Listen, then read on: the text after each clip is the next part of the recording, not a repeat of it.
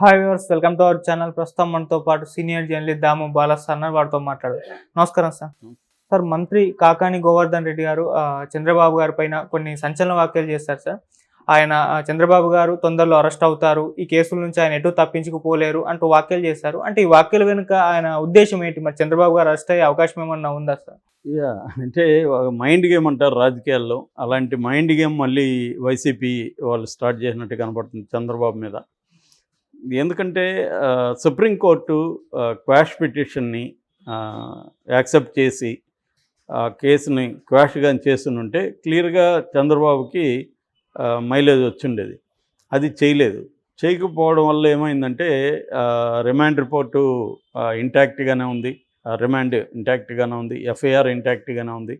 ఆయన మీద పెట్టిన మిగతా కేసులు ఉన్నాయి. అంటే ఆ కేసు అనేది క్లియర్గా ఉంది. అది ఉండడం వల్ల ఏమైందంటే మిగతా కేసులు కూడా అవన్నీ కూడా ఇంటాక్ట్ అయిపోతాయి ఆటోమేటిక్గా. అదే కానీ క్వాష్ చేస్తుంటే మిగతా కేసుల్లో కూడా అదే వర్తిస్తుంది. ఆయన మీద ఇప్పుడు 5 కేసులు ఉన్నాయి. ఒకటి skill development, ring road, fibre grid, తర్వాత ఇసుక, మద్యం. ఈ 5 కేసుల్లో కూడా ఇదే వర్తిస్తుంది. ఈ 5 కేసుల్లో కూడా ఆయన అవినీతికి పాల్పడ్డాడనే కదా ఆయన మీద ఆరోపణలు. ముఖ్యమంత్రిగా ఉండి అవినీతికి పాల్పడ్డాడు. క్రిమినల్ బ్రీచ్ ఆఫ్ ట్రస్ట్, అంటే ప్రజలు తన మీద పెట్టిన విశ్వాసాన్ని క్రిమినల్గా దాన్ని బ్రేక్ చేశాడు అనేది ఆయన మీద ఉన్న అభియోగాలు ప్రధానంగా. సో ఈ అభియోగాలు ఉన్నాయా లేవా, అంటే చెల్లుతాయా చెల్లవా అనేదే కదా చర్చ. 17A అనే ఒక అవినీతి నిరోధక చట్టం 1988లో వచ్చిన ఆ చట్టానికి ఒక రివిజన్, ఒక సవరణ వచ్చింది. అది 2018లో వచ్చింది. అందులో 17A అనే ఒక క్లాజ్ ఉంది. దాంట్లో ఆ సెక్షన్ ఏం చెప్తుందంటే, ఒక పబ్లిక్ సర్వెంట్ మీద కేసు పెట్టేటప్పుడు అవినీతి చట్టం కింద, ఈ చట్టం కింద పబ్లిక్ సర్వెంట్ మీద కేసు పెట్టేటప్పుడు ఆ కేసు పెట్టి విచారణ జరపాలనుకుంటే ముందుగా ఆ పబ్లిక్ సర్వెంట్ని అపాయింట్ చేసే అథారిటీ ఎవరు ఉన్నారో వాళ్ళ దగ్గర ముందస్తు పర్మిషన్ తీసుకున్నాకనే విచారణ మొదలు పెట్టాలి అనేది ఆ క్లాజ్ చెప్తుంది. అయితే ఆ క్లాజు క్లియర్గా రెట్రాస్పెక్టివ్గా వర్తిస్తుందా లేదా చెప్పలేదు. అంటే ఇది నేరం జరిగే గతంలో జరిగిన నేరాలకు కూడా ఈ చట్టం వర్తిస్తుందా, లేకపోతే ఎఫ్ఐఆరా ఇంపార్టెంట్, ఇక్కడ జరిగిన టైమా ఎఫ్ఐఆరా అనేది కానీ ఎటువంటి క్లారిటీ కానీ ఆ చట్టంలో లేదు. So that is the problem యాక్చువల్గా ఆ చట్టంలో. ఓకే. సో ఇప్పుడు ఏమైంది, అక్కడ ద్విసభ్య ధర్మాసనానికి వెళ్ళింది. నిన్న కూడా మనం చెప్పుకున్నాం, ద్విసభ్య ధర్మాసనానికి కేసులు వెళ్ళడమే ఒక లాజిక్గా కనబడట్లేదు. ఎందుకంటే ఇద్దరు వ్యక్తుల మధ్య విభేదాలు రావడం సహజం. వచ్చినప్పుడు మరి ఎందుకు ఇద్దరిని పెట్టడం అట్టేటప్పుడు ద్విసభ్య ధర్మాసనం అనే కాన్సెప్ట్లోనే ప్రాబ్లం ఉంది. ఎందుకంటే ఇద్దరు 2 వేరు అభిప్రాయాలు చెప్తే మళ్ళీ అది నెక్స్ట్ వెళ్ళాలి కదా, మరి ఎందుకు ద్విసభ్య ధర్మాసనం అన్న ఒక డౌట్ అయితే అందరిలో ఉంది. సరే పక్కన పెడితే దీంట్లో కరెక్ట్గా అలాగే జరిగింది. బేలా త్రివేది ఏమో ఇది వర్తించదు, 17A వర్తించదు, ఎందుకంటే దాన్ని నిజాయితీ పరులైన ఆఫీసర్ల కాపాడే దానికోసం చట్టం తీసుకొచ్చారు. కానీ క్రిమినల్ బ్రీచ్ జరిగిందని ఇక్కడ చెప్తున్నప్పుడు అది వర్తించదు అనేది ఒకటి. రెండోది, క్లియర్గా చట్టంలో రెట్రాస్పెక్టివ్ యాంగిల్ అనేది లేదు కాబట్టి, ఇది 2015 ప్రాంతంలో జరిగిన నేరం కాబట్టి దానికి ఇది వర్తించదు అనేది ఆమె చెప్పారు.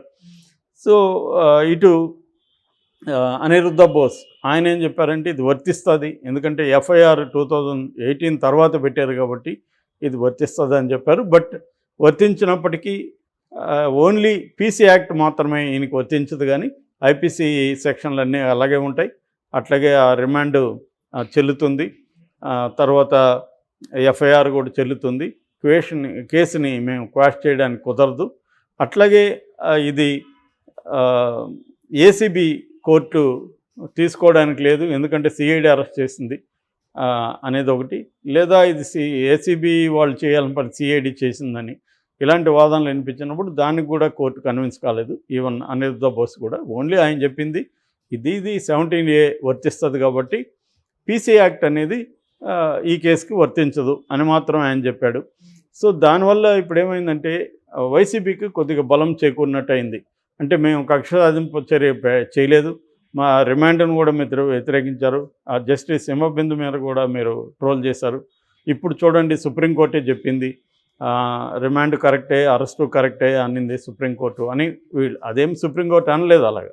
సుప్రీంకోర్టు ఏమనిందంటే దాని జోలికి మేము పోము, క్వాష్ చేయలేము అని చెప్పింది తప్ప రిమాండ్ కరెక్టు, అరెస్ట్ కరెక్టు, మీరు కేసులు పెట్టడం అంత కరెక్టు, మళ్ళీ కేసులు పెట్టండి అనేమి సుప్రీంకోర్టు చెప్పలేదు. అవును. కానీ వీళ్ళు దాన్ని ఇట్లా వ్యాఖ్యానించుకొని చంద్రబాబుని ఇరుకుని పెట్టేట్టుగా ప్లాన్ చేస్తున్నారు.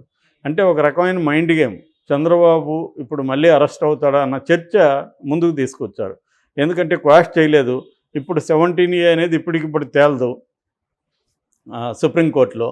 అది ఎందుకు తేలదంటే అది రాజ్యాంగబద్ధ పరమైన అంశము, బెంచ్ మార్క్ జడ్జిమెంట్ అవుతుంది. దానికి ఇప్పటివరకు ఒక బెంచ్నే కాన్స్టిట్యూట్ చేయలేదు. అది 3 చేస్తారా, 5 మందితో చేస్తారా, 7 మందితో చేస్తారా, 13 మందితో చేస్తారా తెలియదు.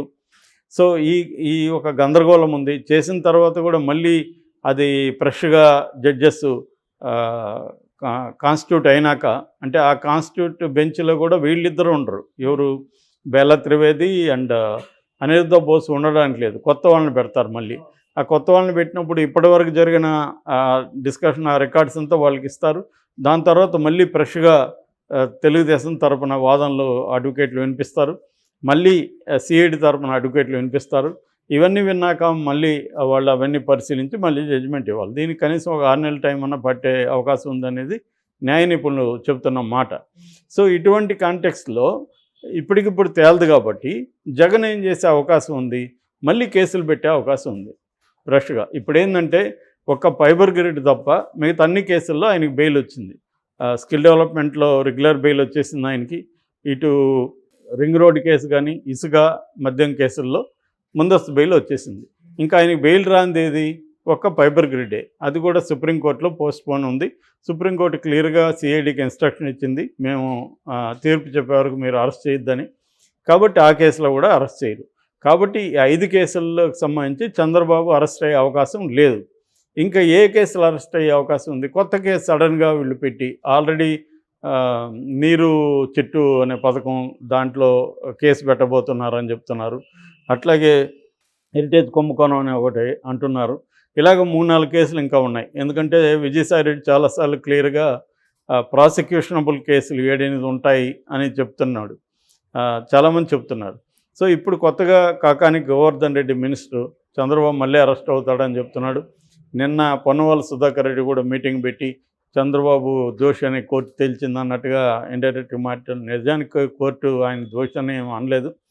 లీగల్గా, టెక్నికల్గా మాత్రమే ఈ కేసును పరిశీలించి మాట్లాడారు తప్ప మెరిట్స్లోకి వెళ్ళలేదు. ఇది నేరం జరిగిందా లేదా, చంద్రబాబు తప్పు చేశాడు లేదా అనేది ఆ విషయాన్ని ఏవి సుప్రీంకోర్టు డిస్కస్ చేయలేదు. అంత మాత్రం కక్షాదింపు కాదని ఎవరు అనలేరు. జగన్ క్లియర్గా కక్షాదింపు కోసమే ఈ కేసు పెట్టాడు తప్ప ఆయనకేదో రాష్ట్రం మీద ప్రేమతో పెట్టింది అయితే కాదు. సో అది క్లియర్గా అందరికీ తెలుసు. కానీ కక్షాదింపు కేసులు అనేది జగన్ కూడా పెడుతున్నాడా అంటే అందరూ పెడుతున్నారు. బీజేపీ పెడుతున్నారు. ఇప్పుడు రేవంత్ రెడ్డి అదే పని చేస్తున్నాడు. మేము అధికారంలోకి వస్తే మిమ్మల్ని వదలమని ఆల్రెడీ ఏ కేసుల్లో పెట్టబోతామని లోకేష్ చెప్తున్నాడు, చంద్రబాబు చెప్తున్నారు. అందరూ అదే చేస్తున్నారు ఇవాళ. కాబట్టి ఇది క్లియర్గా కక్షాదింపు కేసే. కాకపోతే జగన్ ఒక్కడే కాదు, అందరూ చేస్తున్నారు. సో ఈ కాంటెక్స్ట్లో చంద్రబాబు మళ్ళీ అరెస్ట్ అయ్యే అవకాశం ఉందా అనుకున్నప్పుడు పాజిబిలిటీ అయితే ఉంది. కొత్త కేసు పెట్టి సడన్గా మొన్నెప్పుడే ఎట్లాగైతే స్కిల్ డెవలప్మెంట్ కేసులో సడన్గా అర్ధరాత్రిలో అరెస్ట్ చేశారో అలాగా వీళ్ళు టైమింగ్ అవి చూసుకొని ఫ్రైడే నైటు అలాగా టక్కని వెళ్ళి అరెస్ట్ చేయొచ్చు. ఏసీబీ కోర్టు రిమాండ్కి ఇచ్చేయచ్చు. రిమాండ్కి ఇచ్చినాక వాళ్ళు మళ్ళీ ఏసీబీ కోర్టులో బెయిల్ వేయాలి. దాన్ని కొంతకాలం డ్రాగ్ అవుతుంది. వీళ్ళు కావాలనే మేము ప్రిపేర్ కాలేమో టైం అడుగుతారు సిఐడి వాళ్ళు. అట్లా మళ్ళీ ఆయన కొద్ది రోజులు జైల్లో పెట్టే అవకాశం ఉంది. మళ్ళీ వాళ్ళు హైకోర్టుని మూవ్ చేయాల్సి ఉంటుంది బెయిల్. అక్కడ ఇమ్మీడియట్గా దొరకపోవచ్చు, మళ్ళీ అక్కడ వాదనలు వినాల్సి ఉంటుంది. సో ఒకవేళ హైకోర్టు బెయిల్ ఇచ్చినా వీళ్ళు మళ్ళీ సుప్రీంకోర్టుకి వెళ్తారు బెయిల్ రద్దు చేయమని. ఇప్పుడు దీని మీద కూడా వెళ్ళారు ఆల్రెడీ. సో ఇలాగా కొద్దిగా మళ్ళీ ఆయన్ని జైలుకి పంపిస్తే మళ్ళీ కొద్ది రోజులు డ్రామా స్టార్ట్ అవుతుంది. అది జగన్ చేసే పాజిబిలిటీ అయితే ఉంది. మరి చేస్తాడా లేదా అంటే అసలు చంద్రబాబును అరెస్ట్ చేస్తారని ఎవరు ఊహించారు? కాబట్టి జగన్ని మనం ఊహించే పరిస్థితి లేదు. మామూలుగా అయితే వేరే వాళ్ళైతే ఈ కండిషన్లో చంద్రబాబును అరెస్ట్ చేయరు. ఎందుకంటే అరెస్ట్ చేయడం వల్ల అతనికి పెద్ద ఒరిగేదేం లేదు. కానీ ఈ టైంలో అరెస్ట్ చేస్తే ఖచ్చితంగా మళ్ళీ సింపతి వచ్చే అవకాశం ఉంది. ఇప్పుడు అరెస్ట్ చేస్తే ఖచ్చితంగా కక్షాదింపుగానే చేశాడనేది అందరూ నమ్మే అవకాశం కూడా ఉంది. చంద్రబాబుకి లాభం వస్తుంది తప్ప జగన్కి ఏమి లాభం జరగదు. అయినప్పటికీ మరి కాకాని వీళ్ళు ఎందుకు చెప్తున్నారంటే, ఒకటి మైండ్ గేమ్ అయ్యే అవకాశం ఉంది, అంటే ఒక ఫియర్ సైకోసిస్ని చేయడం. రెండవది ప్రిపేర్ చేయడం కూడా, ఫీలర్స్ని వదలడం. అంటే చంద్రబాబు అరెస్ట్ అవుతాడంటే మీడియా ఎలా రియాక్ట్ అవుతుంది, జనం ఎలా రియాక్ట్ అవుతారో చూడడం. అదేమన్నా బాగుందనుకుంటే నిజంగానే అరెస్ట్ చేయడం అనేది కూడా జరగచ్చు. ఏదేమైనా అరెస్ట్ చేసే పాజిబిలిటీ అయితే ఉంది.